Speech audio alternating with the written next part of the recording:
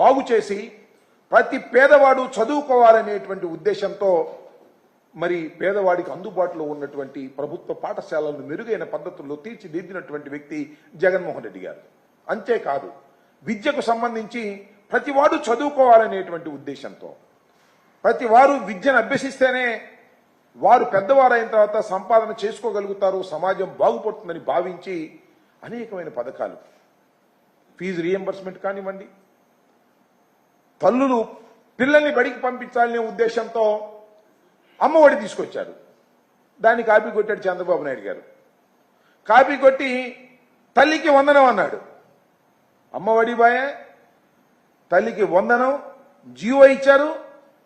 MS-29 Jio number MS-29 అమలు లేదు. అదేమంటే మీనమేషాలు లెక్కేస్తున్నారు. ఎప్పుడు దాన్ని మళ్ళా ప్రారంభిస్తారో తెలియనటువంటి ఒక క్రియేట్ చేశారు, ఒక అస్పష్టతను క్రియేట్ చేశారు విద్యాశాఖ మంత్రి గారు కూడా. అదేమంటే నెక్స్ట్ ఇయర్ నుంచి చేస్తామనేటువంటి మాట మాట్లాడుతున్నారు.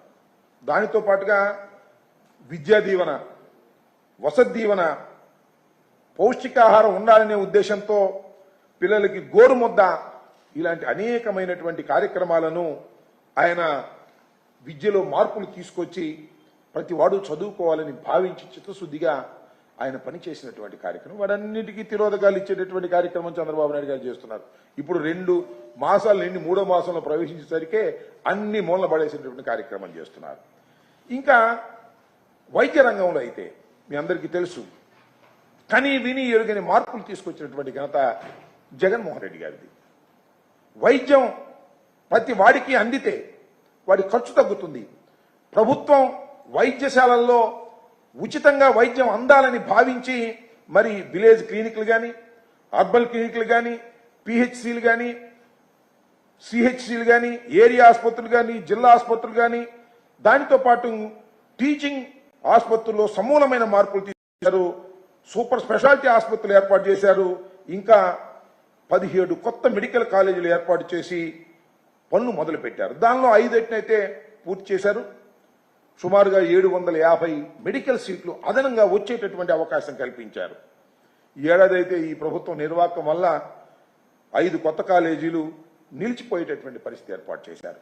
దాంతో పాటు ఆరోగ్య సురక్ష, మన ఇంటికి వచ్చి అన్ని పరీక్షలు చేసి మందులు ఇచ్చేటటువంటి కార్యక్రమం పరిపాలన చేసినటువంటి ప్రభుత్వం వైఎస్ఆర్ కాంగ్రెస్ పార్టీ ప్రభుత్వం. జగన్మోహన్ రెడ్డి గారు చిత్తశుద్ధితో పనిచేశారు. విద్యలో కూడా ఇంగ్లీష్ మీడియం తీసుకొచ్చారు. ఎందుకంటే కాంపిటీషన్స్ తట్టుకోవడానికి వరల్డ్ వైడ్గా మన తెలుగు వారు వెళ్లాలనేటువంటి ఉద్దేశంతో వెళితే చివరికి టోఫిల్ శిక్షణను కూడా తీసుకొస్తే ఆ టోఫిల్ శిక్షణ కూడా రద్దు చేసేటటువంటి పరిస్థితి. ఇవాళ ఇంగ్లీష్ మీడియం కూడా తిరోధకాలు ఇచ్చేటటువంటి పరిస్థితికి దిగజారిపోయారు. కాబట్టి ఇలా ప్రతి పథకాన్ని నీరు కార్చేసి ఆయన ఇచ్చిన హామీలను మాత్రం నిలబెట్టలేనటువంటి పరిస్థితికి చంద్రబాబు నాయుడు గారు దిగజారిపోయేటటువంటి కార్యక్రమం చేసి ఇవాళ అన్ని పథకాలు ఎగ్గొట్టేసి ఇవాళ రేపు అనుకుంటా బహుశా రేపేమో గుడివాడలో అన్నా క్యాంటీన్ ఓపెన్ చేస్తున్నారు. ఆ తర్వాత అన్ని చోట్ల అన్నా క్యాంటీన్ ఓపెన్ చేస్తారు. మొత్తం మేము అన్నా క్యాంటీన్ ఓపెన్ చేయటము ఏదో 10 మంది పేదవాళ్ళకి తిండి పెట్టడానికి మేము వ్యతిరేకం కాదు. కానీ ఇవాళ ఏం చేస్తున్నారు మీరు ఈ రాష్ట్రంలో? పేద ప్రజల్ని ఆదుకోవలసినటువంటి అన్ని అంశాలని కూడా పక్కన పెట్టేసి కాస్త అన్నం పెడతాం రండి, ఒక 300 మందికో 400 మందికో అన్నం పెడతాం అనేటువంటి కార్యక్రమానికి మీరు తెలదీశారు. ఇది చాలా అన్యాయమని మనం చేస్తున్నాం. ఏదో 10 మందికో 20 మందికో లేకపోతే 100 మందికి పెడతారు, 300 మందికి పెడతారు. ఇంతకుముందు జరిగినటువంటి కార్యక్రమం నేను చూశాను. 300 మందికి పెడితే అవుట్ అయిపోయినాయి అంటారంటే 5 రూపాయలు తీసుకుని ఉదయం మధ్యాహ్నం సాయంత్రం 5 రూపాయలు తీసుకుని ఒక 300 మందికో 400 మందికో పెట్టేసి అయిపోయిందని బోర్డు పెట్టేస్తారు. అన్నా క్యాంటీన్లు అద్భుతంగా జరుగుతాయనేటువంటి ప్రచారం చేసుకునేటువంటి పరిస్థితి చేస్తున్నారు. అన్నా క్యాంటీన్లు ఎలా జరిగాయో, అన్నా క్యాంటీన్లో ఎంత అవినీతి జరిగిందో కొత్త కాదని మనవి చేస్తున్నాం. నాకు తెలుసు. అప్పుడు మీరు చూసినట్లయితే 2014-19లో టీడీపీ ప్రభుత్వం ఏర్పాటు చేసిన అన్నా క్యాంటీన్ల వ్యవహారం ఒకసారి మనం పరిశీలన చేసినట్లయితే అప్పుడు రాష్ట్ర వ్యాప్తంగా 2 దశల్లో 203 అన్నా క్యాంటీన్లు ఏర్పాటు చేయాలని తలపెట్టారు. వాటిలో చిత్రం ఏంటంటే 203 అన్నా క్యాంటీన్లో 114 అన్నా క్యాంటీన్లు ఊరుకు దూరంగా ఎక్కడో మూలన స్థలం ఎక్కడ దొరికితే అక్కడ కట్టేసే కార్యక్రమం చేశారు. జనరల్గా ఎలా చేస్తారు అన్నా క్యాంటీన్లు? 10 మంది పోగే చోట బస్ స్టాండ్లోను లేకపోతే మరొక చోట మంచి సెంటర్లోను పెట్టి అక్కడ అన్నా క్యాంటీన్లు ఓపెన్ చేస్తారు. అలా కాదు, అన్నా క్యాంటీన్ కట్టడం, ఆ కాంట్రాక్టర్కి డబ్బులు ఇవ్వడం, లేదా అన్నా క్యాంటీన్లో ఫుడ్ వండటం, దానిలో అవినీతి చేయటం, దీనికే పరిమితం అయిపోయింది. కాబట్టి స్థలాలు ఎక్కడైనా పర్వాలేదు అని ఊరికి దూరంగా మానవ సంచారం తక్కువగా ఉండే చోట్ల అన్నా క్యాంటీన్లు కట్టేసే స్థలం ఎక్కడ దొరికితే అక్కడ అన్నా క్యాంటీన్లు కట్టేయండి అనేటువంటి పద్ధతుల్లో దీనికి 76.22 కోట్ల రూపాయలు ఖర్చు చేశారు. నిజానికి ఇంత కాదు. ముందేమో 17.3 లక్షలతో నిర్మించాల్సి ఉంటుంది అని ముందు టెండర్లు పిలుస్తారు. ఆ బిగిన్ అయిన తర్వాత కాదు ఇది ఇప్పుడు బాగా ధరలు పెరిగిపోయాయి కాబట్టి వీటిని పెంచాలి అని వాళ్ళంతటా వాళ్ళే నిర్ణయం చేస్తారు.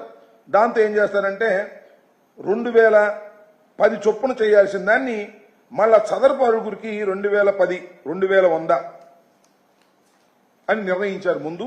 తర్వాత 4,585 రూపాయలు పెంచేశారు ఒకసారిగా కాంట్రాక్టర్కి. పెంచేసి అదనంగా 17,030 లక్షలు ఇవ్వాల్సింది దాన్ని పెంచేశారు. పెంచేసి 76.22 కోట్ల ఖర్చుతో దాన్ని నిర్మించారు. దీనిలో 53.33 కోట్లు పక్కదారి పట్టించారు. పక్కదారి పట్టించారంటే ఎవరైతే కట్టారో వాళ్ళకి అదనంగా ఇచ్చేటటువంటి పరిస్థితి చేసి వాళ్ళకి లాభం చేకూర్చే విధంగా చేసేటటువంటి ప్రయత్నం చేసి దీనిలో 31.11 కోట్లు అదనంగా చెల్లించేటటువంటి కార్యక్రమం చేసి దీనిలో డబ్బులు కాజేసేటువంటి కార్యక్రమం. ఎవరైతే ఆ రోజు అన్నా క్యాంటీన్లు నిర్మాణం చేశారో అది కూడా వాళ్ళకు తెలిసినటువంటి కార్యకర్తల చేత కట్టించుకొని దానిలో అధికమైనటువంటి లాభాన్ని పొందేటటువంటి కార్యక్రమం చేసినటువంటి దుస్థితి మనకు కనిపిస్తూ ఉంది. దాంతో పాటుగా ఒక్కొక్క అన్నా క్యాంటీన్కి లోపల షోకులు చేశారు ఇంటీరియర్స్ అని చెప్పేసి. దానికి 8.98 లక్షలు ఒక్కో దానికి ఖర్చు పెట్టి దానికి 18.72 కోట్లు ఖర్చు చేశారు. ఈ విధంగా అన్నా క్యాంటీన్లు అనేటువంటివి అవినీతి కూపాలుగా మారిపోయాయి ఆ రోజుల్లో.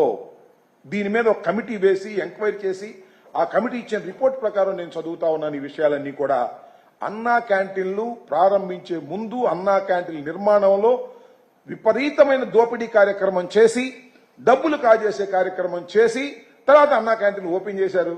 అన్నా క్యాంటీన్లు ఓపెన్ చేసిన దానిలో కూడా ఏం జరుగుతూ ఉంటుందంటే అన్నా క్యాంటీన్ ఫుడ్ దగ్గర కూడా చాలా అవసరమైనటువంటి పరిస్థితులు ఏర్పాటు చేసే కార్యక్రమం చేసినటువంటి సందర్భాలు ఉన్నాయి. ఇవాళ చూస్తున్నాం మనం. ఎవరికి ఇచ్చారయ్యా మీరు అంటే, సరే అక్షయ పాత్రకి ఇస్తే అది స్వచ్ఛందంగా చేస్తున్నటువంటి సంస్థ, దాన్ని ఏం తప్పు పట్టరులా. అక్కడ ఎంతమందికి ఇచ్చారు అక్షయ పాత్రలో, మిగతా వాళ్ళకి ఎంతమందికి ఇచ్చారు బయట వాళ్ళకి, దానిలో వివరాలు లేవు. అంతా గూడుపుటానిలాగా చేరి చేసేస్తున్నారు. అదేమంటే ఏదో పార్టీ